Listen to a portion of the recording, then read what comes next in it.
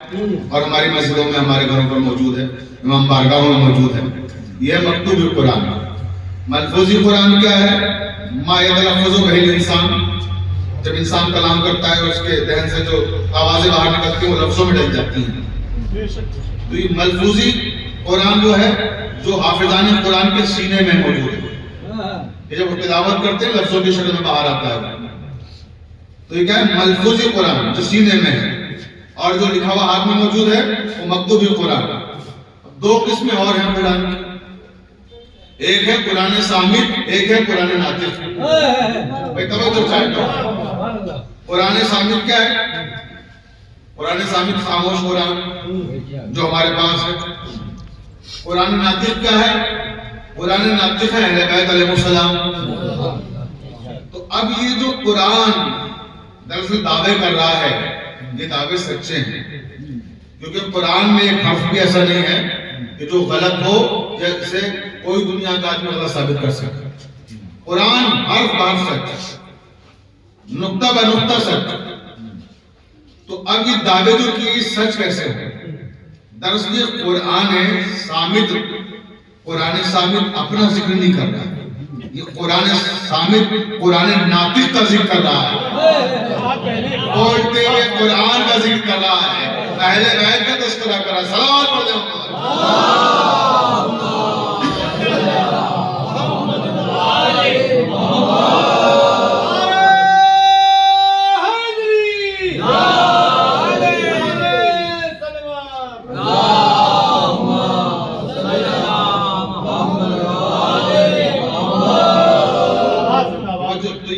قرآن ناطق کا ذکر کر رہا ہے.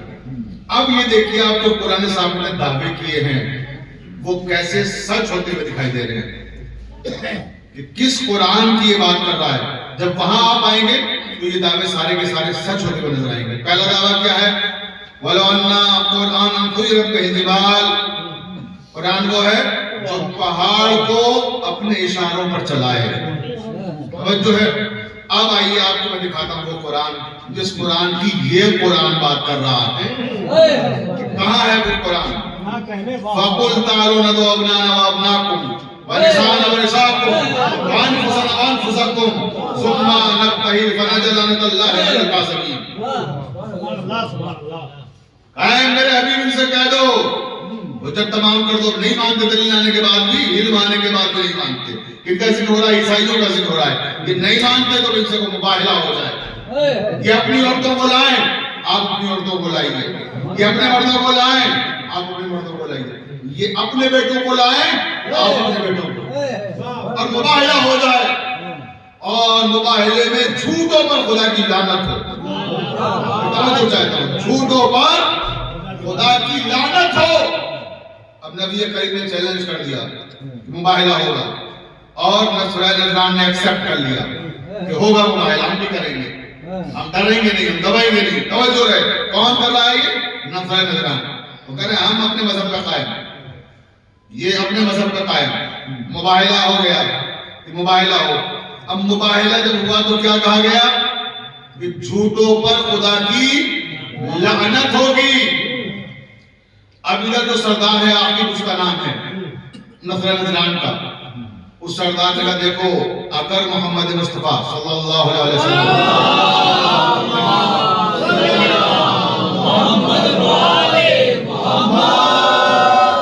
اگر مباہلے میں اصحاب کو لے کر آئیں گے تو ہم مباہلہ کریں گے، مقابلہ ہوگا. اور اگر یہ آل محمد کو لے کر آگے، اہل بیت کو لے کر آگے، خبردار پھر مباہلہ نہیں ہوگا. توجہ چاہتا ہوں. اب جو بعد میں لوگ صدیق بنے، کیا کہنے، واہ یہ صاحب سچے لوگ ہیں. تو وہ سچے لوگ اس وقت کہاں چلے گئے تھے جب قرآن پکار رہا تھا. توجہ ہے نا کہ آؤ مباہلے میں سچوں کو لے کر. کیوں؟ کیونکہ جھوٹوں پر لعنت ہونا ہے. لیکن اس وقت کہاں وہ سچے غائب تھے. بہت توجہ اپنے تمام سننے والوں کی کہ سچے غائب کیوں تھے.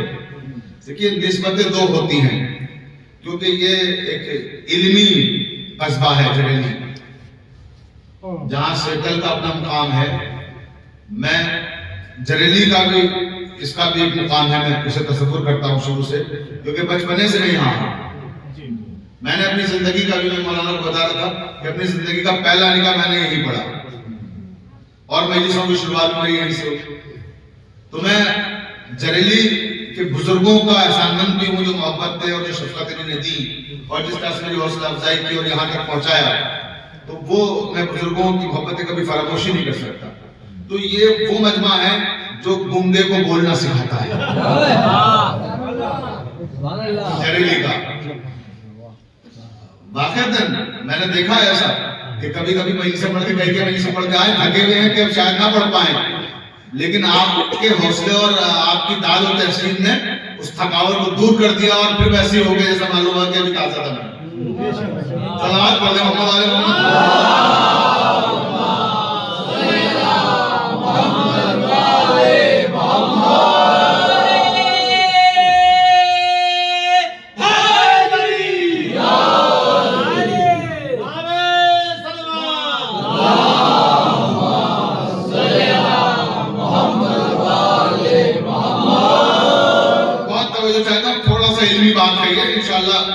نوجوانوں تک بھی پہنچے گی، بزرگ تو بخوبی سمجھتے ہی ہیں کہ نسبتیں دو طرح کی ہوتی ہیں، ایک نسبت عارضی اور ایک نسبت دائمی۔ یعنی عرض یہ کرنا چاہتا ہوں کہ وہ سچے تھے تو وہ آئے کیوں نہیں مباہلے۔ توجہ ہے، نسبتیں دو ہوتی ہیں، ایک عارضی ایک دائمی۔ عارضی کیا ہے؟ جز وقتی نسبت۔ مثال کے طور پر 15 سال پہلے میں جریلی میں آیا، کسی نوجوان سے ملاقات ہوئی، وہ جاہل تھا، ان پڑھ، تو اب جب اسے لکھنا پڑھنا سیکھ لیا تو اب وہ جاہل نہیں رہا۔ اس کو کہتے ہیں نسبت عارضی، کہ جو ٹمپریری ہو، وقتی ہو، جس سے دوام نہ ہو، جو حالات کے ساتھ تبدیل ہو سکتی ہو، کہ ہم نے محنت کی، ارادہ کیا، وہ حالات بدل گئے۔ آپ خود گواہ، ہمارے بزرگ گواہ، 15 سال پہلے جو جریلی کے حالات تھے کیا وہی ہیں؟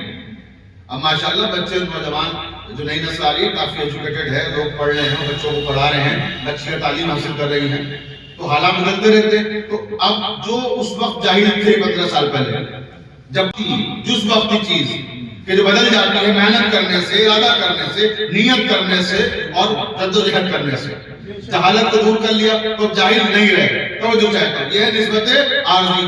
نسبت دائمی کیا ہے؟ اللہ نہ کرے کوئی 15 سال پہلے مجھے ملا ہو اور اس نے کسی کا قتل کر دیا ہو، نسبت دائمی، ہمیشہ رہنے والی نسبت۔ اگر وہ 15 سال پہلے ملا تھا، قتل کیا تھا اس نے، آج جب 15 سال بعد ملے گا تو کیا قاتل نہیں رہے گا؟ تو وہ آج بھی قاتل ہے، 50 سال بعد ملے گا تب بھی قاتل ہے۔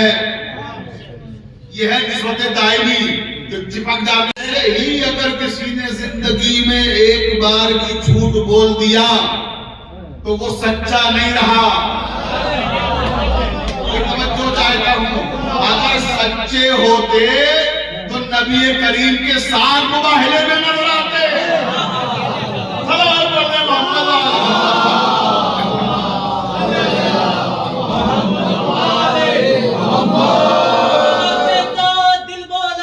علی مولا، علی مولا،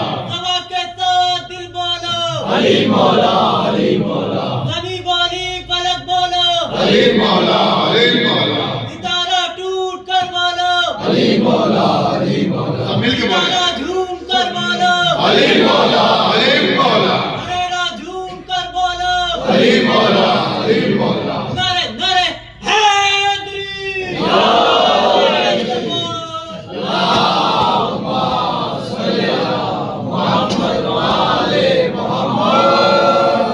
نسبت دائمی اور نسبت عارضی۔ جس نے جھوٹ بول دیا اب وہ سچا نہیں رہا۔ توجہ چاہتا ہوں، یعنی عصمت کے دائرے میں نہیں آ سکتا۔ ایک بار بھی اگر جھوٹ بول دیا، یوں تو آپ اور ہم سب 10 بار جھوٹ بولتے، 10 بار سچ بولتے، تو اس کا مطلب نہیں کہ ہمیشہ کے لیے جھوٹے ہو گئے۔ جب سچ بولیں گے سچے کہلائیں گے اور جھوٹ بولیں گے جھوٹے کہلائیں گے۔ لیکن قرآن کی اصطلاح میں سچا وہ ہے جس نے کبھی جھوٹ بولا ہی نہ ہو۔ جو جھوٹ بول دے تو پھر وہاں وہ سچا نہیں رہتا۔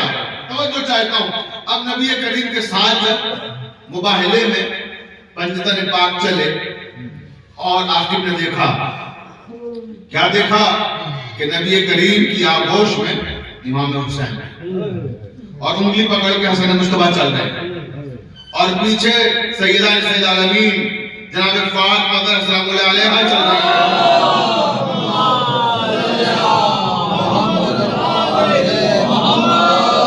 और इस महजूबा बीबी के पीछे अमीर मुमकिनात हजरत अली इब्न अबी तालिब सलाम चल रहे हैं।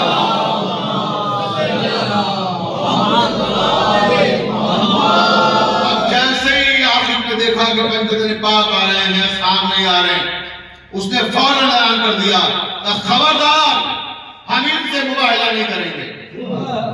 तवज्जो चाहिए, कहा हम इनसे मुबाहिला नहीं करेंगे। कौम ने पूछा क्यों नहीं करेंगे? हमने तैयारी की मुबाहिले की, रात भर जागे हैं, मुबाहिला होगा सुबह को, झूठों पे लानत होगी, अब क्यों नहीं करोगे? तो सुनो वजह क्यों नहीं करेंगे। कहा इसलिए नहीं करेंगे, वो याद रखिएगा, कुरान सुयरत बेजिबाल, तो कुरान वो है जो अपने इशारों पर पहाड़ों को चला सके। अब इधर इसने आकिब ने कहा सुनो हम क्यों नहीं मुबाहिला करेंगे, इसलिए क्योंकि हम ऐसे नूरानी चेहरे देख रहे हैं, अगर ये पहाड़ों को इशारा कर दे तो पहाड़ अपनी जगह छोड़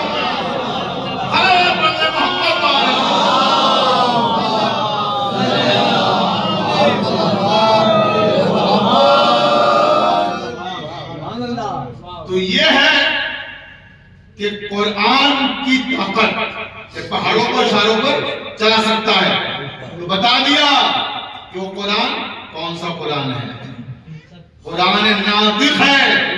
अब अज़ीज़ान मोहतरम आपकी समाअत शादाब है, तो दो जुमलों और सवाल से नजर करते चलो, फिर वापस आता हूं अपने मौजू की तरफ कि लानत तो आसमान से चलती थी, झूठों पर लानत होना थी। मुबाहिले में नसरा नजरान ने कहा हम इनसे मुकाबला नहीं करेंगे, मुबाहिला नहीं करेंगे। उन्हीं ने विड्रा कर लिया, अपने आप को रोक लिया, हम इनसे नहीं मुबाहिला। क्यों नहीं करेंगे? क्योंकि बड़े नूरानी लोग हैं। भाई हमें अफसोस तो इसी बात का है कि नसरा नजरान ने अहले बैत को पहचान लिया, मुसलमानों ने नहीं पहचाना। उस वक्त के नसरा नजरान पहचान गए, आज के मुसलमान नहीं पहचान पा रहे कि ये कौन लोग हैं। तवज्जो चाहता हूं, काम नहीं करेंगे, मुकाबला नहीं होगा मुबाहिला, मगर अल्लाह के यहाँ से कोई चीज चल देती है तो वापस नहीं जाती। लानत तो वहां से चलती थी जो झूठों पर होना थी, लेकिन इन्होंने कर लिया मुआहिदा, काम नहीं करेंगे मुबाहिला और बात खत्म कीजिए। अब लानत कहाँ जाए ये बताइए, तवज्जो है, वो तो वहां से चलती थी। अब मैं उसको लानत कहाँ पहुंची और कब पहुंची? तो मुबाहिले में आई थी। आपने उलमा से, खुतबा से, ज़ाकिरीन से ये बात सुना होगा कि जनाब सैयदा सलामुल्लाह अलैहा मुतालिबाए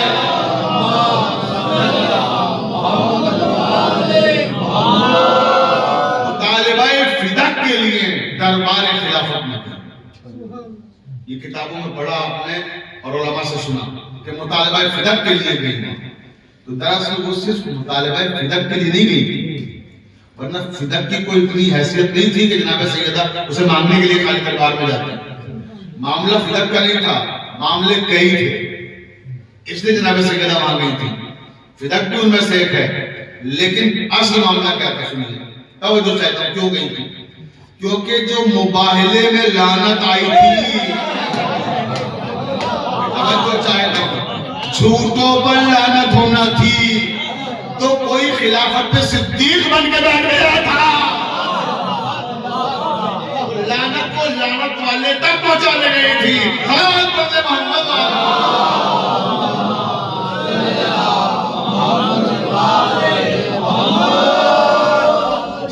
झूठे के चेहरे से सिद्दीकियत की नकाब नोच में गई थी। अगर सच्चे थे तो मुबाहिले में कहां थे? अगर तो उसने मोहतरम तो वलन्ना कुरान सुयरत बिल जिबाल और कुत्ते बहलड़ से। अब दूसरा दावा कुरान का, इस जमीन की तनाबे खींचकर लंबे सफर को मुख्तसर कर देते हैं। अब आइए दूसरा मंजर आपको मैं दिखाऊं। आइए तारीख के मंजरनामे में थोड़ी देर के मेरे साथ और खैबर की वादियों का सफर कीजिए। خیبر میں کیا ہو رہا ہے؟ 39 دن ہو چکے ہیں، یہاں پر لشکر اسلام پہنچ چکا ہے، جنگ جاری ہے، ادھر 10,000 کا لشکر ہے خیبر میں قلعے کے اندر، اور ادھر نبی کریم کے ساتھ فقط 1500 لوگ ہیں۔ اب آپ بتائیے کہاں 1500 اور کہاں 10,000 کا مقابلہ، اور وہ قلعے کے اندر ہیں 10,000، یہ میدان میں ہے 1500۔ آپ دیکھیے جنگی معاملات سے واقف ہیں کہ لڑائیاں کیسے لڑی جاتی ہیں، چاہے ہمارا وطن ہو ساکن والے کی ماشاءاللہ خود جانتے لڑائی لڑنا۔ صلوات پڑھنے کا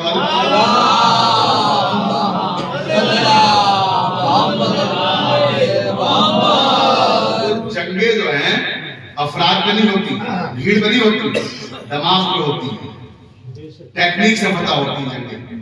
توجہ ہے، اگر آپ بھیڑ لے کے پہنچ جائیے 10,000 کی، اور آپ کے پاس ہو لاٹھیاں، اور ادھر سے 5 آدمی آئے بندوقیں لیے ہوئے، تو بتائیے کون بھاری پڑے گا، 10,000 یا 5؟ آپ کی لاٹھی وہاں تک پہنچے گی تب حملہ کریں گے نا، ان کی بندوق آپ کے گھر تک پہنچ جائے گی، وہاں تک گولی پہنچائے گا، 3 کلومیٹر تک اس کی رینج ہوتی ہے۔ تو ایسے ایسے اسلحے آ رہے ہیں، توجہ چاہتا ہوں، تو وہ سارے اسلحے جو آپ سوچ سکتے ہیں آج کے زمانے میں، وہ سب 1400 سال پہلے یہودیوں کے پاس تھے۔ اس وقت کا امریکہ سمجھ لیجیے خیبر، ٹیکنیک کے اعتبار سے، پیسے کے اعتبار سے، مالیت کے اعتبار سے۔ انشاءاللہ کبھی موقع ملے گا تو پڑھوں گا وہاں کی تفصیلات، کیونکہ خیبر کو عام طور پر یوں ہی ایک جنگ کے طور پر پڑھ کے گزر جاتے ہیں ذاکرین۔ تجزیہ کیجیے، انالیسس کیجیے کہ کیوں ہوئی، کیسے ہوئی، کن لوگوں سے ہوئی، کیسے فتح کیا۔ کوئی کھیل نہیں تھا مارا مانتا حارث جیسے لوگوں کو قتل کرنا، وہ 1,000 کے برابر ایک تھا۔ 39 دن تک صرف حارث لشکر اسلام کو دوڑاتا رہا۔ جو سپر مین تھا ان کا وہ تھا مرحب۔ مرحب تو قلعے کے دروازے میں بھی نہیں آیا 39 دن تک، انتر نہیں آیا۔ صرف حارث جو ان تینوں میں سب سے کمتر تھا، وہ کمتر والا ہی اکیلا آتا تھا اور 1400-1500 کو دوڑا دیتا تھا، اکیلے سے ڈر کے بھاگ جاتے تھے۔ اب وہ موقع نہیں منظر کشی کرنے کا، انشاءاللہ پھر کسی موقع پہ عرض کروں گا وہ چیزیں، صرف 2 جملے کہہ کے اپنے موضوع کی طرف آ رہا ہوں کہ اس طرح سے یہ لوگ 39 دن تک لڑتے رہے صرف حارث سے۔ اچھا ہوتا کیا ہے، دیکھیے اگر سگریٹ پینے کی عادت بھی لگ جائے کسی کو، 39 دن 40 دن کوئی سگریٹ پی لے تو ایک دم سے چھوٹتی نہیں ہے اس کے، لیکن آپ کہیں چھوڑ دیجئے، اس کو وقت لگتا ہے، ہفتہ 10 دن 15 دن لگتے ہیں اس کے قابو پانے میں۔ تو حارث کو عادت ہو چکی تھی انہیں بھگانے کی، دوڑانے کی، وہ اسی جذبے سے آتا تھا کہ تو اب گئے اور تب گئے۔ مگر اس نے جو منظر دیکھا 40ویں دن، چاہتا تھا کیا کہ اکیلا آدمی لشکر بن کے چلا آ رہا ہے، وہ کوئی لشکر نہیں لے کے گئے، علی اکیلے ہیں، اکیلے کو دیکھ کے بھگا گیا۔ یہ کیا معاملہ ہے؟ آج تک تو پورا لشکر آتا رہا، ہم دوڑاتے رہے، اکیلے آ رہے ہیں۔ اب وہ تنہا مولا نے کیسے جنگ فتح کی وہ کبھی اور انشاءاللہ۔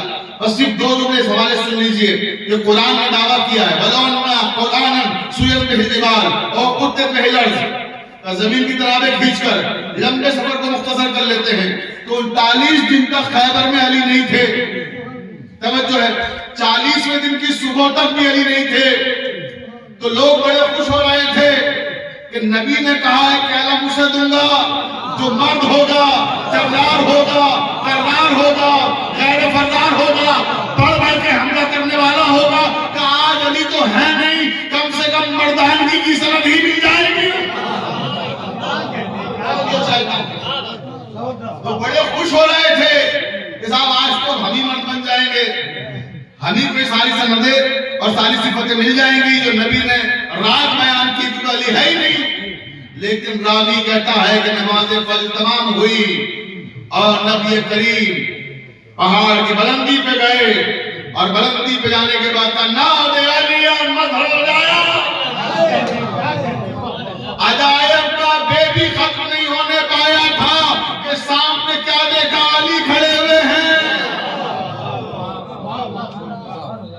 وَلَوْنَا قُرْآنًا سُيِّرَتْ بِهِ الْجِبَالُ وَقُطِّعَتْ بِهِ الْأَرْضُ، زمین کی ترابیں کھینچ کر لمبے سفر مختصر کر دے، وہ ہے قرآن۔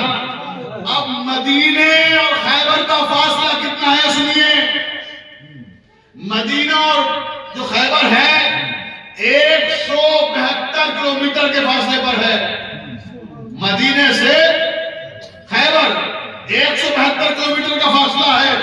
جو لوگ گئے ہیں ضابطوں کو انہوں نے دیکھا ہوگا، ویسے عام طور پر جو قافلہ سالار ہوتے ہیں وہ بدر کا میدان دکھاتے ہیں، احد کا دکھاتے ہیں، خیبر لے کر نہیں جاتے کیونکہ خیبر وہاں سے دور کافی ہے، خرچہ زیادہ ہوگا، اور قافلے والے کیا چاہتے ہیں؟ بچانا۔ صلوات پڑھیں محمد علیہ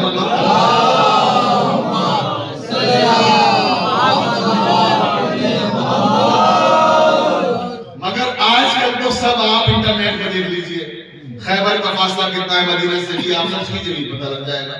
توجہ چاہتا ہوں، آخری ابھی تک توجہ جہاں تک میری آواز آ رہی ہے کہ یہ فاصلہ 172 کلومیٹر کا کتنی دیر میں طے کر لیا؟ مولا کو کتنا وقت لگا؟ چشمے زدن میں ادھر نبی نے پکارا، ادھر علی آ گئے۔ توجہ چاہتا ہوں، یہ 172 کلومیٹر نہیں، یہ 1,00,000 کلومیٹر کا فاصلہ ہوتا تب بھی علی کو آنے میں اتنا ہی وقت لگتا۔ یہ ہے قرآن جو تنابے کھینچ کر زمین کی لمبے سفر کو مختصر کر دے، اور علی ابن ابی طالب نے وہ کر دکھایا کہ لمبے سفر کو چشم زدن میں مختصر کر دیا۔ ہم نے کہا تو مرید الزام ہو گئے، افتخار علی نے کہا پاکستان سے کہ ہم نے کہا تو مرید الزام ہو گئے، خیبر میں خود نبی نے کہا یا علی مدد۔ ہم اگر مدد کو پکار لیں تو ہمارے برادران اسلامی و ایمانی کا اعتراض ہے، سب ہر وقت علی کو پکارتے رہتے ہیں، علی کو پکارتے رہتے ہیں۔ ارے ہم کیا علی کو پکارتے ہیں؟ نبیوں نے علی کو پکارا ہے، اور نبیوں کی مشکلات علی نے آسان کی ہیں۔ آپ ادھر نعرہ حیدری لگاتے ہوئے اس میں اور تو چاہتا ہوں، ادھر آپ نے نعرہ حیدری لگایا، ادھر دشمن کے دل پر سانپ لوٹنے لگتے ہیں، اور ہر طرف ادھر نعرے لگے، ادھر دشمن کو اذیت پریشانی کے ساتھ یا علی کہہ رہے ہیں، یا علی کہہ رہے ہیں، یا علی کہہ رہے ہیں۔ تو کیا کہ یا علی کہنا تو بدعت ہے صاحب۔ کیوں بدعت ہے؟ کیونکہ یا علی کہتے ہیں، اگر ہم کہیں تو بدعت ہے، اور خود نبی کہیں۔ اچھا، اور ایک قدم آگے بڑھ جاتے ہیں، لیجیے قرآن پڑھیے اب آپ، سورہ سعد 75ویں آیت، یا ابلیس ما منعک ان تسجد لما خلقت بیدی۔ قرآن میں پروردگار نے ابلیس سے پوچھا، کیا پوچھا؟ تم نے سجدہ کیوں نہیں کیا آدم کو؟ جب سب سجدہ کر رہے تھے سارے ملائکہ، اور تم نے اسے سجدہ نہیں کیا جسے میں نے اپنے دونوں ہاتھوں سے بنایا تھا۔ توجہ چاہتا ہوں، تم نے اسے سجدہ کرنے سے انکار کر دیا، فخرج، یہاں سے نکل جاؤ، تم جنت میں رہنے کے لائق نہیں ہو۔ کیوں؟ کیونکہ اللہ کہہ رہا ہے جسے میں نے اپنے دونوں ہاتھوں سے بنایا تھا، تم نے اسے ماننے سے انکار کر دیا۔ تو معلوم ہوا کہ جو دونوں ہاتھوں سے بنائے ہوئے کو نہیں مانے گا وہ جنت میں جانے کے لائق نہیں ہے، چاہے یہ دونوں ہاتھوں سے بنایا گیا ہو، چاہے قدیر میں دونوں ہاتھوں سے بنایا گیا ہو۔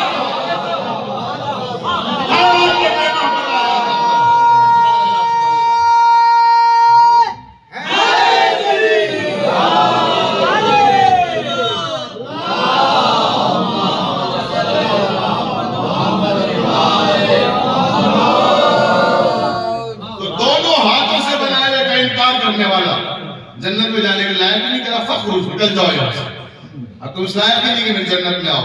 توجہ چاہتا ہوں، لیکن آیت کیا ہے؟ یا ابلیس ما منعک۔ پھر سے سنیے، علماء موجود ہیں، اپنے نوجوانوں سے خطاب کر رہا ہوں، یا ابلیس ما منعک، یا ابلیس۔ آیت میں کیا آیا؟ یا ابلیس۔ سارے رمضان جھوم جھوم کے پڑھتے ہیں یا ابلیس، یا ابلیس۔ میں توجہ چاہ رہا ہوں کہ کیا عرض کر رہا ہوں؟ یا ابلیس، یا ابلیس کہتے ہوئے تمہیں موت نہیں آتی، یا علی کہتے ہوئے موت آتی ہے۔ حلوات پڑھتے ہیں محمد آلہ ہے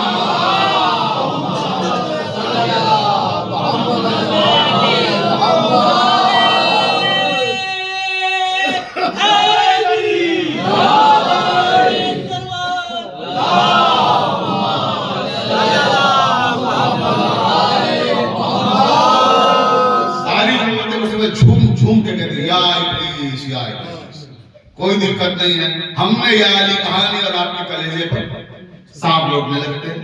تو ایسا کیا دشمنی علی سے؟ توجہ چاہتا ہوں. تو قرآن نے دعویٰ کیا وَلَوَنَّا قُرْآنًا سُيِّرَتْ بِهِ الْجِبَالُ اور قُطِّعَتْ بِهِ الْأَرْضُ اور كُلُّ مَا بِهِ الْمَوْتَى.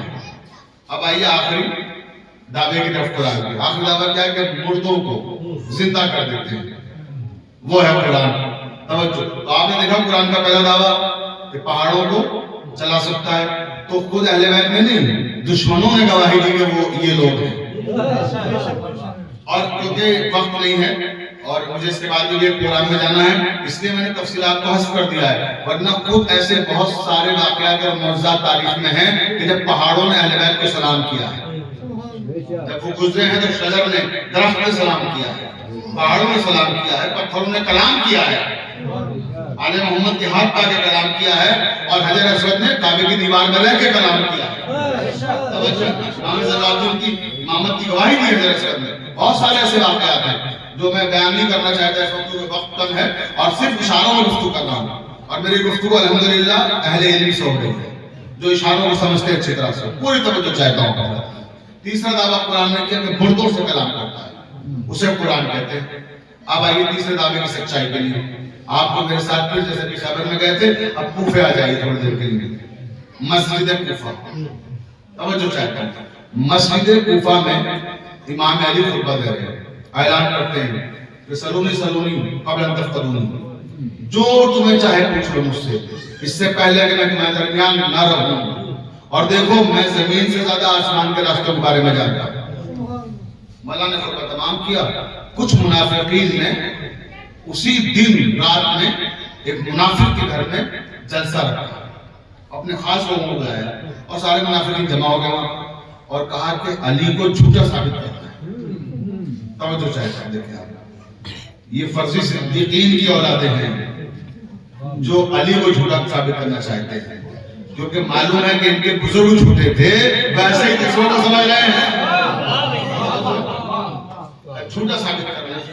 کیا جھوٹا ثابت کرنا ہے؟ کہ علی نے یہ دعویٰ کیا ہے کہ ہم زمین سے زیادہ آسمان کی باتیں جانتے ہیں، ہم زمین سے زیادہ آسمان کے راستوں کے بارے میں جانتے ہیں. تو سب نے کہا کیسے جھوٹا ثابت کریں گے؟ تو ایک منافق نے کہا کہ میرے پاس ایک ہے طریقہ. تو کیا طریقہ ہے ہمارے پاس؟ ہمارے پاس یہ طریقہ ہے کہ ہم لوگ چلتے ہیں کسی ایسی عورت کے پاس جس کے ایک بیٹا ہو، اس کو ہم راضی کریں گے پیسے دے کے کہ تم صبح اعلان کر دو تمہارا بیٹا مر گیا. توجہ چاہیے. ہمارا بیٹا مر گیا. اس کے بعد وہ اعلان کر دیں گے ہم جنازہ تیار کر دیں گے.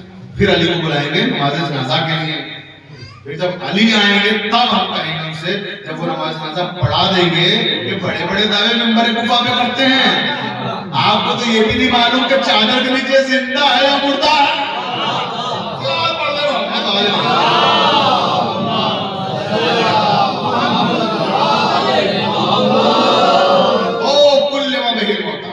مردوں سے کلام کرتے ہیں. انہی نے منصوبہ بنایا، پہنچ گئے ایک عورت کے پاس، مل گئی ایک ایسی عورت جس کے ایک بیٹا تھا. اس کو انہوں نے منہ مانگی رکھنے دی. دیکھو 1.5-2 گھنٹے کا ایپیسوڈ ہے، ایک ڈرامہ ہے، اس میں حصہ لینا ہے. تم اس کی سمجھ لو اور تمہاری قسمت بلندی اور پہنچ جائے گی، اتنا سارا پیسہ ملے گا ڈھیر سارا. تو وہ ان کی باتوں میں آتی ہے، ٹھیک ہے اتنا پیسہ ملے گا تو ہم کر دیں گے. اور کہہ دے گا تمہارے بیٹے کی زندگی کی ہماری ضمانت ہے، پریشان نہ ہو اس کے لیے. تم جب اعلان کرو کہ بیٹا مر گیا، ہم پہلے سے دروازے کے باہر رہیں گے تیار، محلے والوں کو نہیں آنے دیں گے تاکہ انہیں پتہ لگے کہ زندہ ہے کہ مردہ ہے. ہم کہیں گے کفن دفن سب ہم کریں گے اور ہم آئیں گے اور ہم کہیں گے مردے کو ہم نہلائیں گے، ہم کفنائیں گے، محلے والوں کو باہر رکھیں گے سب کو. اور جب سب وہ آ جائے گا جنازہ بنا لیں گے، تیار کر لیں گے تو باہر نکالیں گے. تو ہونا بہت قاعدے کے ساتھ تاکہ لگے کہ واقعی مر گیا ہے. سمجھ گئے؟ تب محلے والے بھی سمجھے مر گیا، بھائی جنازے میں شامل ہو جائیں گے. پھر وہاں پہنچ کر تمہارا کام ختم ہو جائے گا. اس نے کہا ٹھیک ہے اتنا میں کر دوں گی. اس نے پیسے لیے اور صبح اعلان کر دیا کہ ہائے میرا جوان بیٹا مر گیا. جوان کی موت تو ایسے لوگ افسوس کرتے ہیں، دشمن بھی ہو مر جائے جوان تو افسوس ہوتا ہے. تو لوگوں کو بڑا افسوس ہوا کہ مر گیا بیٹا، اس کا اکلوتا بیٹا تھا، بڑھیا کا کوئی سہارا بھی نہیں ہے. یہ سب کو افسوس ہوا، بھیڑ اکٹھا ہونا شروع ہو گئی بڑی تعداد میں. جنازہ تیار ہو کے اندر سے نکلا. ہم مجمع جنگل غفیر قبرستان میں جنازہ پہنچا. ان لوگوں نے اس عورت کو کہا کہ تم جاؤ علی کے پاس اور ان سے کہو کہ میری ایک تمنا ہے قبلہ سرکار میری خواہش ہے کہ میرے بیٹے کی نماز جنازہ آپ پڑھا. میرا جوان بیٹا مل گیا. ابھی آئی مولا کے پاس, دخل باب کیا, مولا گھر سے باہر آئے. کیا ہوا؟ کہ مولا میرا بیٹا مر گیا. فریاد, ہائے جوان بیٹا میرا, اور میری تمنا آخری بس یہ کہ نماز جنازہ آپ پڑھا دیں. توجہ چاہتا ہے. مولا نے کہا ٹھیک ہے پڑھا دیں, کوئی بات نہیں, چلو آ رہے ہیں. اب یہ گئی اپنا, مولا پیچھے سے آئے تیار ہو, اس کا پہنچے قبرستان.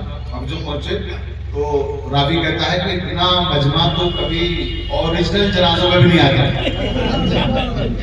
جو آخری میں مرتے تھے ان کے جنازے میں کبھی اتنا مجمع نہیں آیا جتنا فرضی جنازے میں تھا. کیونکہ پروپیگنڈا اتنا کیا, جوان مر گیا, جوان مر گیا, اکٹھا ہو گئے. توجہ چاہتا ہے. اب مولا آئے, جنازے کے پاس پہنچے. مولا نے کہا وارث, کب عورت ہے بلاؤ. عورت آئی. مولا نے کہا تمہارے بیٹے کی نماز جنازہ پڑھا دوں؟ اس نے کہا بسم اللہ پڑھائے سرکار. توجہ چاہتا ہوں. مولا نے کہا تیرا بیٹا مر چکا ہے. توجہ ہے, تیرا بیٹا امام ہے, ناانصافی نہیں کر سکتے کسی کے ساتھ. پوچھے تیرا بیٹا مر چکا ہے؟ کہاں مر گیا. کب مر گیا؟ جی مر گیا. امام نے پھر تیسری بار پوچھا مر گیا؟ جی مر گیا. آپ نماز جنازہ پڑھائیں. مولا نے کہا بہت خوب. اب مولا جنازے کی طرف بڑھے اور نماز جنازہ شروع کی. جیسے ہی پہلی تکبیر کی اللہ اکبر, جب مولا نے جنازے کی تکبیر بلند کی اور اوپر پیچھے قہقہے بلند ہونے لگے. ہنس رہے سارے منافقین اور ہنس کے لوٹ پوٹ ہو جا رہے ہیں دوسرے پر. دیکھا یہ ہے علی, ایک داغے کوفے کے ویسا. اب مولا نے سنا ہی نہیں, نیچے دیکھا ہی نہیں ہو کیا رہا ہے. پوری نماز جنازہ پڑھائی, پانچوں تکبیریں پڑھائی. جب نماز جنازہ ہو گئی اب مولا مڑے. جیسے مڑے تو یہ لوگ ہنسنے لگے اور تکائے لگانے لگے. یہ یاد رکھیے گا, او کل امر موتا پڑھنا مردوں کو زندہ کرتا ہے. سمجھو چاہتا بہت توجہ. قرآن کی آیت ساتھ ساتھ چل رہی ہے. اب مولا جیسی مڑے کہا یا علی آپ تو بڑے بڑے دعوے کرتے ہیں, کوفے کے ممبر پر بیٹھ کے زمین سے زیادہ آسمان کے راستے آپ کو بتائیں. آپ کو تو یہ بھی نہیں پتا کہ اس چادر کے نیچے زندہ ہے یا مردہ ہے. توجہ چاہتا ہوں. مولا نے تو کون سی چادر, ارے جنازے میں جو چادر کے اندر لیٹا ہوا ہے, جو کفن کے اندر لیٹا ہوا ہے, یہ مردہ نہیں زندہ ہے. مولا نے کہا اچھا ذرا چادر اٹھا کے دیکھو. چادر اٹھا کے دیکھو. اب تو چادر اٹھا کے دیکھی تو مردہ. اب تو ہنسی قہقہے بلند ہو رہے تھے, سب ماتم میں تبدیل ہو گئے. وہ عورت چلانے لگی, چیخنے لگی کہ ہائے میرا جوان بیٹا مر گیا. تو مولا نے کہا جب نہیں مرا تو اب مر گیا.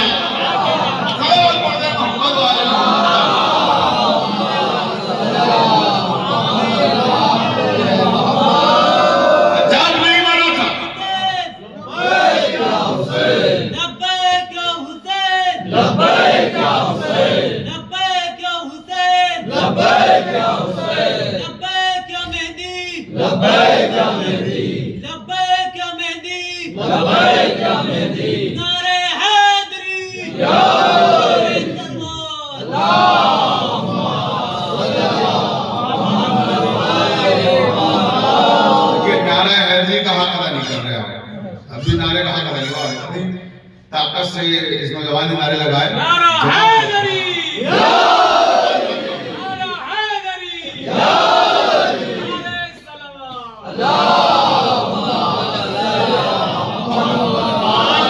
اور توجہ. اب عورت چلانے لگی, چیخنے لگی یا علی میرا جوان بیٹا مر گیا, اور بہت رو رہی تھی اور بہت پریشان تھی.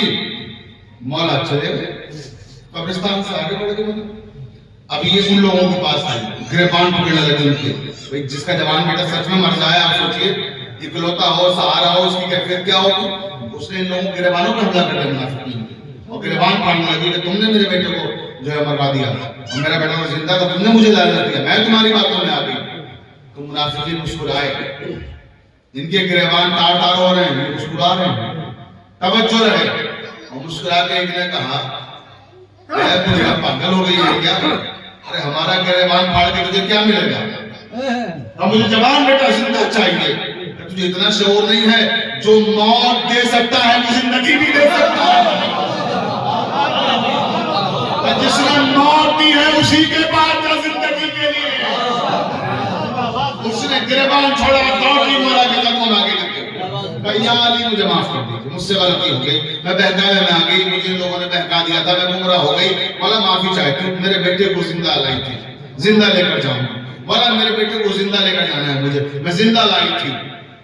تو مولا نے کہا اٹھ آؤ میرے ساتھ، اب جنازے کے پاس مولا ہے، توجہ چاہتا ہوں آخری آدمی تک۔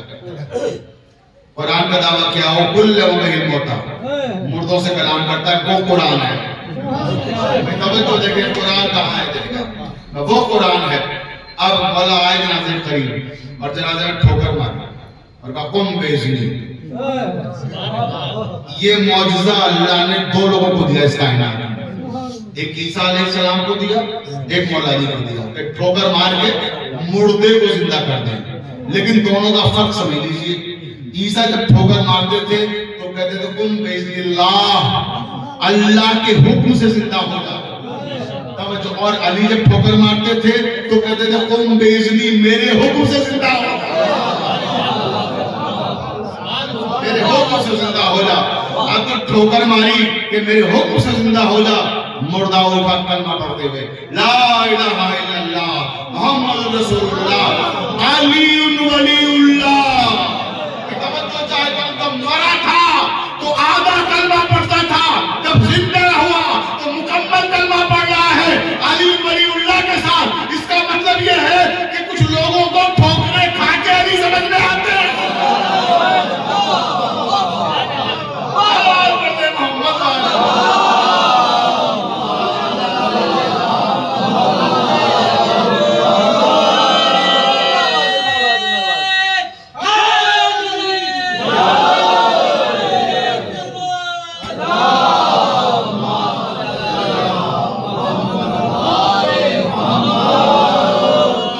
بس عزیزوں، میں نے آپ کی خبریں تمام کی۔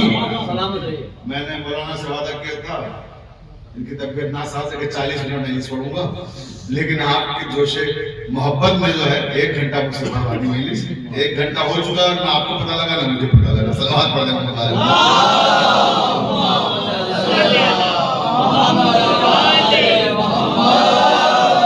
بس عزیزوں، ایک عالم دین کی جی بالکل انشاءاللہ تعالی یہ جو مجلس ہے ایک عالم دین کی، جیسا کہ میں نے کہا اور مولانا نے بھی ہمارے کہا کہ یہ عیسیٰ علیہ السلام کی مجلس ظاہر صاحب کو بلا کے ہے۔ ابھی میں پھر آؤں گا ایک مجلس پڑھنے کے لیے ستل میں 7 فروری کو، جس دن آپ کے یہاں محفل ہے، رات کو محفل خطاب کروں گا، دن میں وہاں 3 بجے مجلس خطاب کرنا ہے۔ آج بھی دن میں 3 بجے جو مجلس خطاب کی تھی اس کا عنوان اتفاق سے علی ولی اللہ تھا، جو جہاں ختم ہو رہی ہے آج کی تقریر وہاں پر شروع کی تھی میں نے اسی موضوع کے حوالے سے۔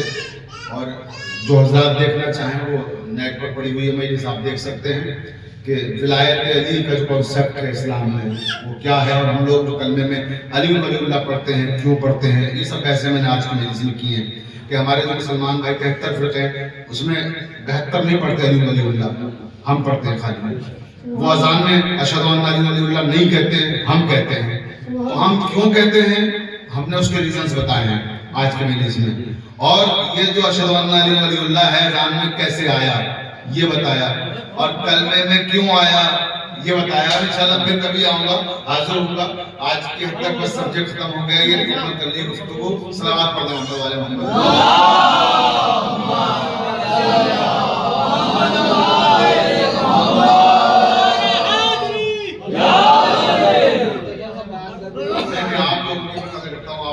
میرا اصل میں اس کے بعد بھی ایک پروگرام ہے، اس لیے میں معذرت چاہ رہا ہوں۔ میں 2 جملے تبصرہ رکھ لوں کہ آپ نے فرمائش کے مومن کا دل نہیں دکھا سکتا، اور مجھے مولانا کی طبیعت کا بھی احساس ہے، طبیعت کی ناساز ہے۔ صلوات پڑھ دیں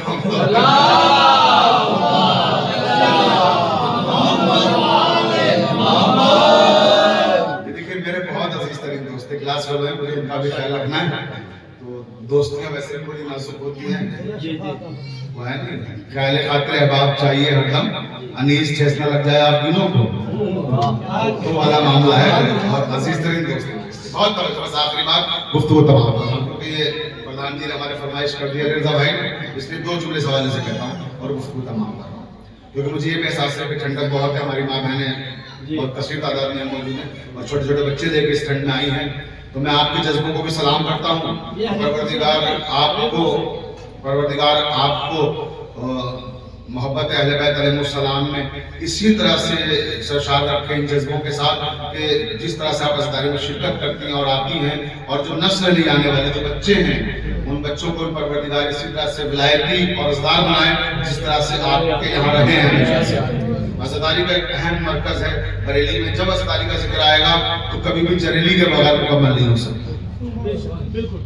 یہاں کے نوحہ خان بھی مشہور ہے سب پوری دنیا میں. عباس بھائی کا نام ہمارے عباس علی جو ہمارے عزیز ترین دوستوں میں وہ یہاں کے نام کو پوری دنیا میں پہنچایا ہے نوحہ خانی کے حوالے سے.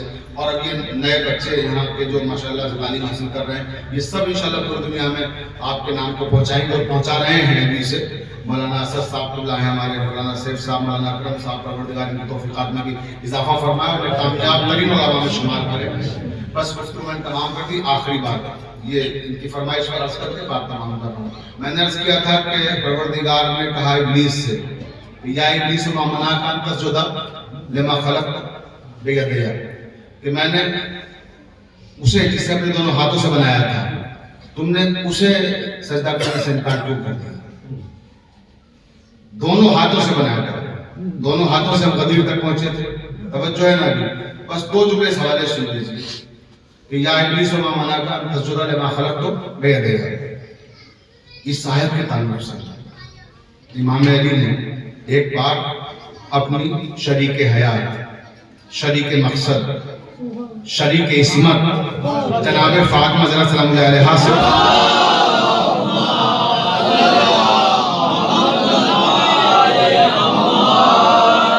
یہاں میں اپنی ماں بہنوں کو بھی تھوڑا سا خوش کر دوں. دو جملے کے آگے سے بھی آگے توجہ چاہتا ہوں دیکھیں آپ, کیونکہ مومن کو خوش کرنا بھی عبادت ہے.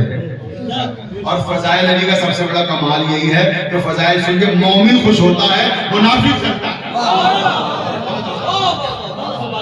مولا نے اپنی شریک مقصد, شریک عصمت جناب سیدہ سے کہا, اداس دیکھا انہیں بیٹھے تو اداس ہیں. اس واقعے کو جو میں پڑھ رہا ہوں ہمارے استاد محترم فقیہ اعظم حجت الاسلام والمسلمین مولانا سید محمد جعفر رضوی صاحب قبلہ سابق پرنسپل سلطان مدارس لکھنؤ, ان سے میں نے اس واقعے کی تصدیق کی تھی کیونکہ یہ واقعہ میں نے کتاب میں کہیں نہیں پڑھا لیکن علماء سے سنا تھا. تو پھر میں نے مولانا صاحب کے استاد سے جو بہت بڑے عالم تھے جعفر صاحب قبلہ سے جو ہم دونوں کے استاد ہیں ان سے میں نے اس کی تصدیق کرائی. تو انہوں نے کہا کہ ہاں یہ عربی کتابوں میں ہے اور یہ متن جو ہے جو ہمارے ہندوستانی علماء پڑھتے ہیں یہ سب ہے جو وہاں عربی کتابوں میں موجود ہے اور ہم نے عرب علماء سے بھی سنا ہے اس واقعے میں. اور میں نے اپنی کتاب میں بھی تحریر کیا, اس کتاب پر مولانا جعفر صاحب قبلہ نے تقریر لکھی ہے. توجہ چاہتا ہے. تو وہ واقعہ کیا ہے کہ مولا نے فرمایا کہ فاطمہ زہرا آپ کو معلوم ہے میری ایک فضیلت ایسی ہے کہ جس میں کوئی نبی, کوئی ولی, کوئی شامل نہیں. دیکھیں کتنی اہم بات آپ کے ذوق سماعت کو دیکھ کر اس وقت میں پڑھ رہا ہوں, پوری توجہ. کہا کہ ایک فضیلت میری ایسی ہے جس میں کوئی نبی کائنات, کوئی ولی شامل نہیں. تو جناب سیدہ نے پوچھا اے امیر ممکنات آپ کی وہ کون سی فضیلت ہے جس میں دنیا کا کوئی نبی, کوئی وسیع, کوئی ولی شامل نہیں ہے؟ تو جناب امیر نے یہی آیت پڑھی جو میں نے ابھی دوران خطابت آپ کی سماعتوں کی نظر کی تھی کہ یا ابلیس ما منعک ان تسجد لما خلقت بیدی. مولا نے فرمایا کہ فاطمہ یہ آیت تو آپ نے پڑھی ہے قرآن میں؟ کہ جی ہزاروں بار پڑھی ہے. تو امام فرماتے ہیں کہ آپ کو معلوم ہے اس میں اللہ نے کیا کہا ہے کہ میں نے اپنے دونوں ہاتھوں سے بنایا ہے. توجہ چاہتا ہوں کسے؟ آدم کو. تو میں نے جسے اپنے دونوں ہاتھوں سے بنایا تم نے اسے سجدہ کرنے سے انکار کر دیا. تو کیا اللہ کے دو ہاتھ ہیں؟ اللہ کے ہاتھ نہیں ہے. یہ صرف ہمارا عقیدہ نہیں ہے, مسلمانوں کے 73 فرقوں کا عقیدہ ہے کہ اللہ کے ہاتھ نہیں ہے. جسم و جسمانیات سے منزہ ہے, مبرہ ہے, اس کے ہے ہی نہیں. نہ آنکھیں ہیں, نہ ہاتھ ہیں, نہ چہرہ ہے. توجہ چاہتا ہوں. تو جب وہ ہے نہیں یہ ساری چیزیں تو ذکر کیوں کر رہا ہے قرآن میں؟ توجہ چاہتا ہوں. کہ یہ کیوں کہا کہ میں اپنے دونوں ہاتھوں سے بنا رہا ہوں اور تم اس کو سجدہ کرنے سے انکار کر رہے ہو؟ تو امام نے فرمایا اے سیدہ جانتی ہو وہ دونوں ہاتھ کس کے تھے؟ آدم کا خمیر کس نے تیار کیا تھا؟ تو مولا کائنات نے فرمایا ہے فاطمہ زہرا وہ میرے دونوں ہاتھ تھے۔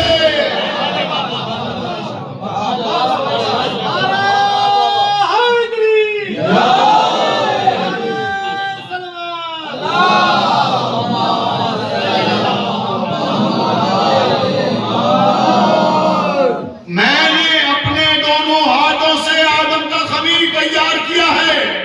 تفصیلی واقعے سے پڑھنا ہو میری کتاب ارتباط نبوت و امامت میں پڑھ سکتا ہے، پوری توجہ حوالوں کے ساتھ مدرج ہے۔ کیا کہا گیا کہ مولا نے فرمایا میں نے اپنے دونوں ہاتھوں سے آدم کا خمیر تیار کیا۔ کائنات میں نہ کوئی نبی، نہ کوئی ولی، نہ کوئی وسیع جو میری اس فضیلت میں شامل ہو، اس فضیلت میں لا شریک ہوں، میرے ساتھ کوئی شریک نہیں ہے۔ اب ہمارے ہزاروں سلام فاطمہ زہرا پہ۔ جناب فاطمہ مسکرائی اور کہا یا علی یقیناً میں گواہی دیتی ہوں، صدیقہ طاہرہ ہے کہ میں گواہی دیتی ہوں کہ آپ نے اپنے دونوں ہاتھوں سے آدم کا خمیر تیار کیا، مگر یہ تو آپ کو یاد رہا کہ آپ نے آدم کا خمیر تیار کیا ہے، کیا یہ بھول گئے کہ حوا کا خمیر کس نے تیار کیا؟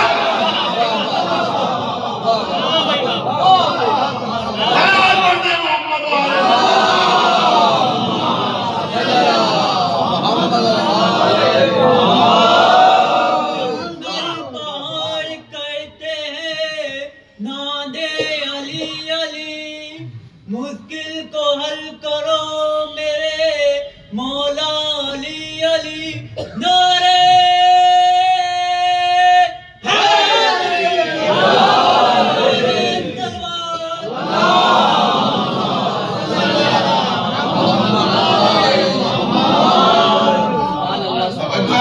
جناب فاطمہ نے فرمایا یا علی کہیں بھول گئے حوا کا خمیر کس نے تیار کیا تھا؟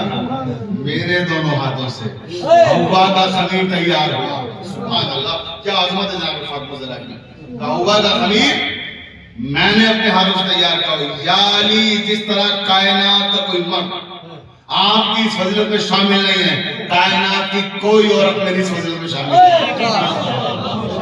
یہ شرف نہ مریم کو، نہ آسیہ کو، نہ ہاجرہ کو، کسی کو نصیب نہیں ہوا جو اللہ نے مجھے شرف دیا کہ میں نے اپنے دونوں ہاتھوں سے حوا کا خمیر تیار کیا۔ اب یہاں ٹھہر کر ایک جملہ آپ کی سماعتوں کی نظر کرنا چاہتا ہوں، گفتگو تمام ہو گئی اسی پہ، توجہ چاہتا ہوں۔ حوا کون ہے؟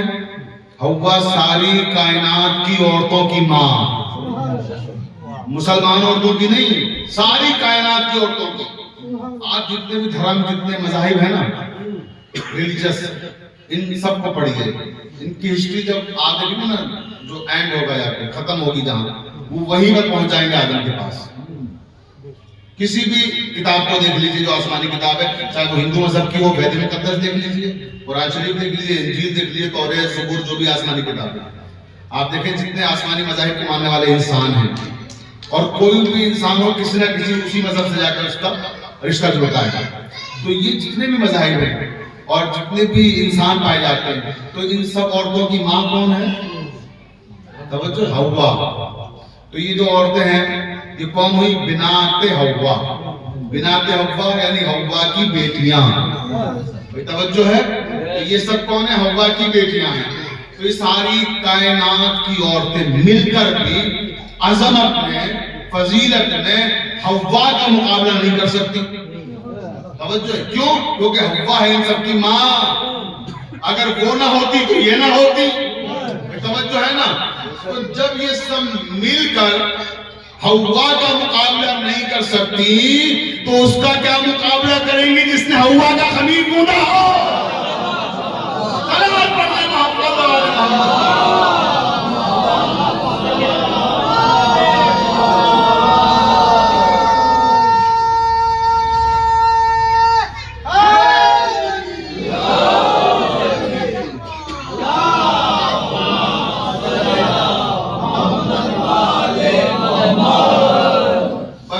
میں نے آپ کی زحمتیں تمام کی، اور پروردگار پھر ایک بار دعا کروں گا کہ ان تمام ہمارے افاضل حضرات کو سلامت رکھے اور ترقی اور کامیابی عطا فرمائے، اور مدرسہ نور العلم میں مزید اضافے ہوں، اور طالبات کی تعداد بڑھے یہاں پر، اور اساتذہ کی تعداد بڑھے، اور یہ مدرسہ پوری دنیا میں آپ لوگوں کی شناخت بنے۔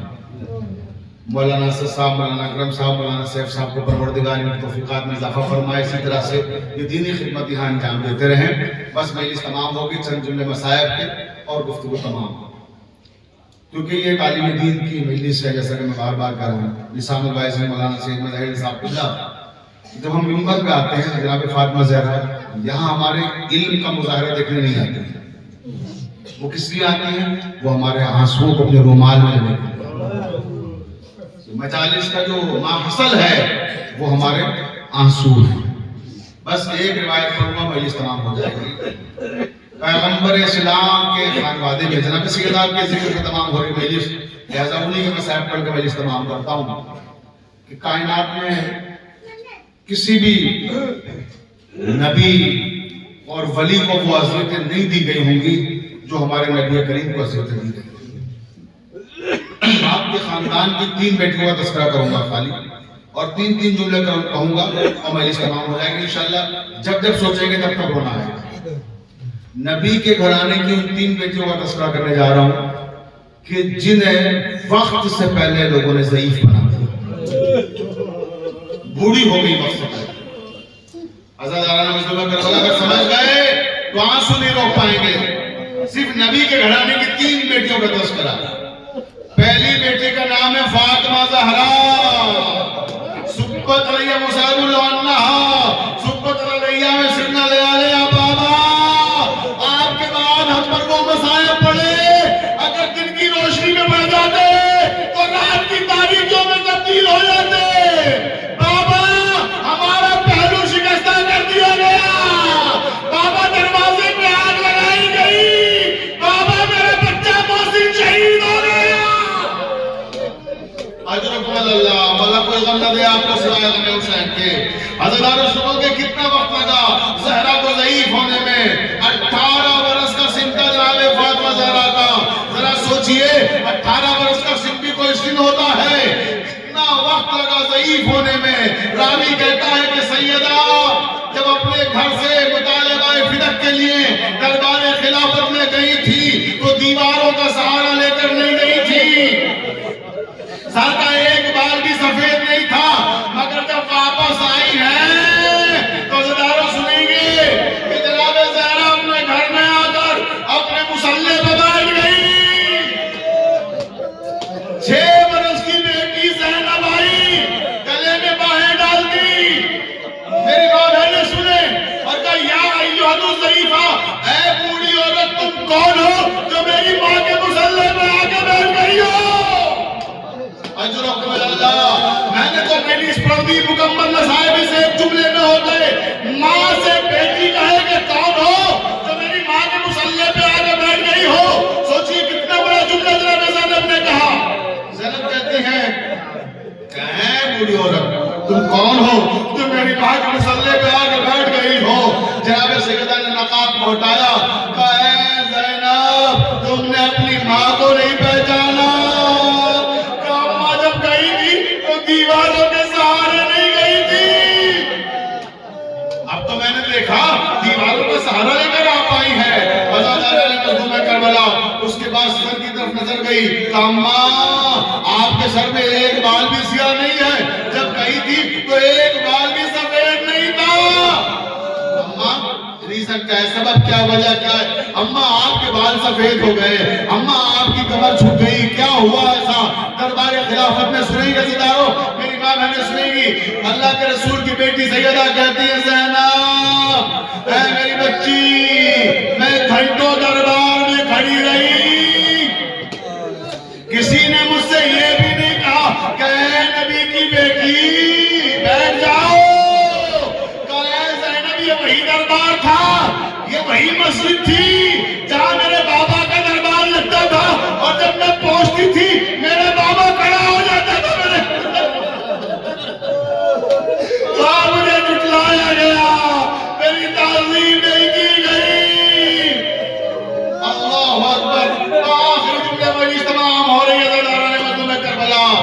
جناب زینب کہتی ہے 6 برس کی بچی ماں کے گلے میں باہیں ڈال کے سمجھا رہی ہے ماں کوئی بات نہیں ہے، اگر فدق چھین لیا تو چھین لینے دیجئے، کیا فرق پڑتا ہے، ہم تو مالی کی جنت ہیں، ہم تو مالی کے کوثر ہیں۔ ادھر زینب یہ کہہ رہی تھی، سیدہ چیخ مار کے روئی، کہا اب کیا ہوا؟ کہ زینب سنو، ہم اس لیے نہیں رو رہے ہیں کہ ہم سے فدق چھین لیا گیا، اب پھر کیوں رو رہی ہے؟ جواب سنی گے زدارو، فرماتی سیدہ زینب میں اس لیے رو رہی ہوں، زینب میں اس لیے رو رہی ہوں، میں تیرے نانا کے صحابیوں کے دربار میں گئی تھی تو میرے ساتھ یہ سلوک کیا گیا، زینب تمہیں تو شرابیوں کے دربار میں جانا ہے، ارے میرے ہاتھ کھلے ہوئے تھے، تمہارے ہاتھ بندھے ہوئے ہوں گے۔ اجرکم اللہ، مولا کوئی غم نہ دے، آپ کو حق گری ادا کر رہے ہیں، میری ماں بہنیں سنے مجلس تمام ہو گئی، نبی کے گھرانے کی دوسری بیٹی فاطمہ سغرا 7 برس کے سن میں ضعیف ہو گئی، مدینے میں روزہ رسول پر جاتی تھی، عصا کا سہارا لے کر چلتی تھی، 7 برس کی بچی، جب قافلہ رخصت ہوا تھا نشان پائے اکبر پر رخسار رکھ کے کہتی تھی بھیا مجھے لینے کب آؤ گے؟ اجرکم اللہ، مولا کوئی غم نہ دے آپ کو سوائے غم حسین کے۔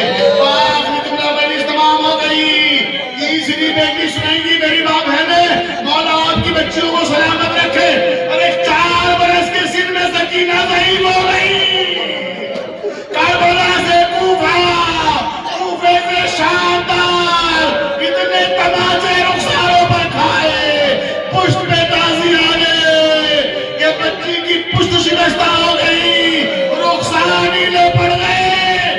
اجرکم اللہ، بس آخری جملہ گفتگو تمام ہو گئی، حضرت آقا دربارے یزید میں کسی نے آگے کہا کہ بچی نے خواب میں اپنے بابا کو دیکھا ہے، بچی رو رہی ہے، یزید کہتا ہے جاؤ سر حسین کو دے دو، باپ کا سر دیکھ کر بہل جائے گی بچی۔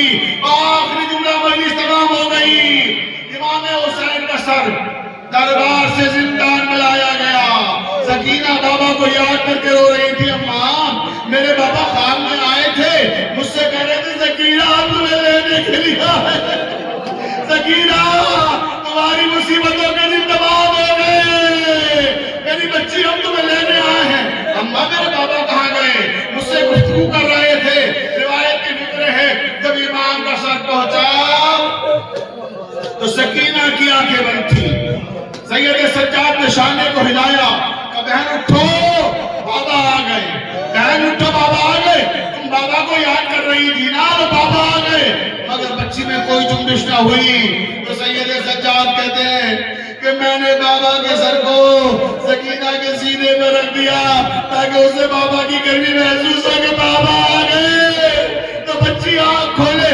روایت میں کہ سکینہ نے آنکھ تو کھولی مگر صرف چند لمحوں کے لیے ایک جملہ کہا، پھر ہمیشہ کے لیے آنکھیں بند ہو گئی۔ سکینہ کہتی ہے بابا کیا وقت آ گیا ہے؟ بابا ایک وقت وہ تھا کہ جب ہم آپ کے سینے پہ سویا کرتے تھے، بابا آج آپ ہمارے سینے پہ آرام کر رہے ہیں، بابا آپ کی سکینہ پہ بڑے ظلم کیے گئے۔